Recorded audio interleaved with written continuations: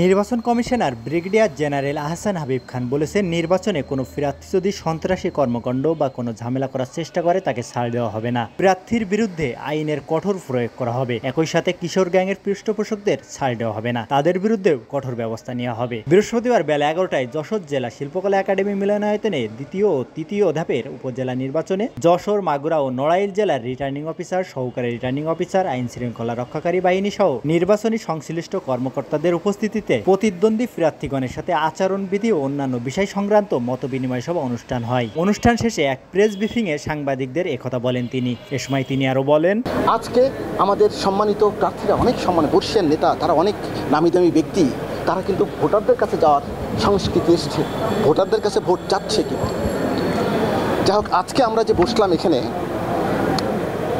যে প্রার্থীদের সাথে মত বিনিময় করলাম, যারা প্রার্থী এসছেন তাদের সাথে মত বিনিময় করলাম এবং তাদের কথা শুনলাম এবং আমাদের সকলের কথা তাদেরকে শোনালাম। শুধু তাদেরকে বললাম যে দেখেন, আপনারা যারা প্রার্থী তারা তো সবল, তারা তো শ্রেষ্ঠ, তারা তো প্রত্যেকটা আশরাফুল মুকরাকাত, পরম করুণাময় এবং সর্বশক্তিমান আল্লাহর শ্রেষ্ঠ সৃষ্টি। আমরাও সবাই আপনাদের শ্রেষ্ঠত্বকে প্রমাণ করেন। আপনি শ্রেষ্ঠ, আপনার কিন্তু হাত কাটা না, আপনার হাত আছে, সো আপনার হাত দিয়ে আপনি সঠিক কাজটা করেন। আপনি শ্রেষ্ঠ, আপনার পা আছে, পা কাটা না তো, আপনি কারোর গায়ে ভর দিয়ে চলতে হবে না তো। সুতরাং আপনারা জনগণের ভালোবাসার উপর ভর করেন, এটা বলেছি এবং তারা কনভিন্স, খুব খুশি। আপনি কথা বলে দেখেন, তারা হয়তো অনুযোগ অভিযোগ ছিল, পরবর্তীতে আমাদের যে নির্বাচন কর্মকর্তারা, নির্বাচন সংশ্লিষ্ট আইন শৃঙ্খলা প্রশাসন এবং সকলেই যে তাদেরকে 100% আশ্বস্ত করতে পেরেছে এবং তারা খুশি মনে তারা কিন্তু এখান থেকে ফেরত গেছে। এবং আমি বলেছি, তাদেরকে একই প্রশ্ন জিজ্ঞেস করেছি, দ্বাদশ কেমন ছিল, একই প্রশ্ন জিজ্ঞেস করেছি, আমার প্রথম ধাপ কেমন ছিল, ভালো ছিল। আমি বলেছি বা আমরা বলেছি, সকলেই বলেছে যে আমাদের ভবিষ্যতে নির্বাচনগুলো আসছে, তৃতীয় চতুর্থ ধাপ আগের চেয়ে কিন্তু বেশি ভালো হবে, ফিরে তাকানোর কোনো সুযোগ নাই। সুতরাং সবার মাথার মধ্যে যারা কোনো কিছু থাকে, আল্লাহর রাস্তে আমি তাদেরকে ওই জিনিস থেকে মুক্ত হইতে বলছি।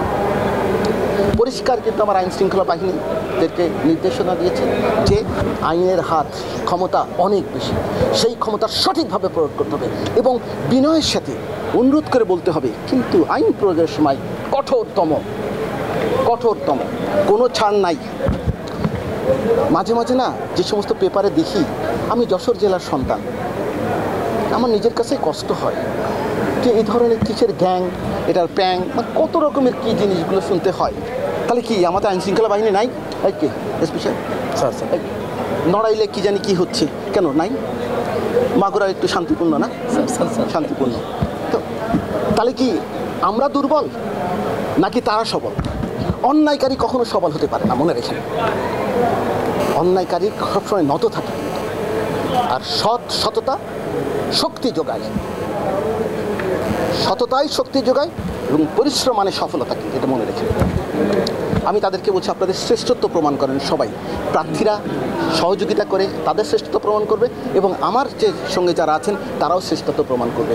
অবশ্য আমরা প্রায় 1500 ইলেকশন করেছি, আলহামদুলিল্লাহ আমাদের সঙ্গে যারা কাজ করেছে 100% সততার সাথে সুন্দরভাবে কাজ করেছেন। প্রশাসন বলেন, আইন শৃঙ্খলা বাহিনী আছেন, আমি সবার নাম নিতে পারছি না, গোয়েন্দারা কিন্তু পিছন থেকে আমাদের তথ্য দিচ্ছে, তথ্য দিয়ে কিন্তু আমরা খুব ভালোভাবে এগিয়ে যাচ্ছি। সর্বোপরি এই যে আপনাদের দৃষ্টি আমাদের প্রতি তৃতীয় চক্ষু হিসেবে কাজ করছে সারা। এ সময় আর উপস্থিত ছিলেন যশোর জেলা প্রশাসক মোহাম্মদ আবরাহুল হাসান মজুমদার, পুলিশ সুপার প্রলয় কুমার জোয়াদ্দার, যশোর নির্বাচন officer Anisur Rahman. Desk report, সমাজের কথা।